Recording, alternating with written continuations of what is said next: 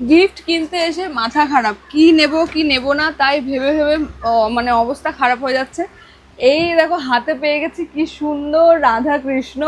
তো ভাই মানে আমার বর মশাই ননদকে গিফট দিতে চাই, বলেছে তোর যেটা পছন্দ তুই আমাকে বল আমি দেব।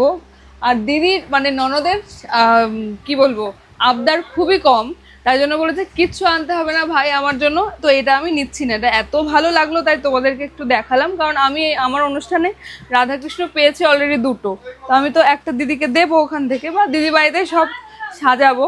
তো দিদি বলেছে আমার জন্য আপাতত একটা কাজল আর লিপস্টিক নেয়, তো সেইখানে সেই সমস্ত দেখছিলাম যে দিদির নিত্য প্রয়োজনীয় কিছু দেওয়া যায় কিনা, কারণ শাড়ি জামা কাপড় এগুলো পরেও কেনা যাবে, এগুলো আমি হাতে ধরছি। দেখো এতগুলো লিপস্টিক নিয়ে মানে বসে পড়ে দাঁড়িয়ে রয়েছি, কোন শেড নেব কোনটা পছন্দ মাথা খারাপ। আমি দিদিকে নিয়ে, তুমি দিতে চাইলে দিতে পারো, আমি আর দিদি মানে দুজন মিলে ইউজ করে নেবো। একটা কাজল অলরেডি নিয়ে নিয়েছি, লিপস্টিকটা এখন মাথা খারাপ হয়ে যাচ্ছে কোন শেড নেব কোন শেড দিদির ভালো লাগবে।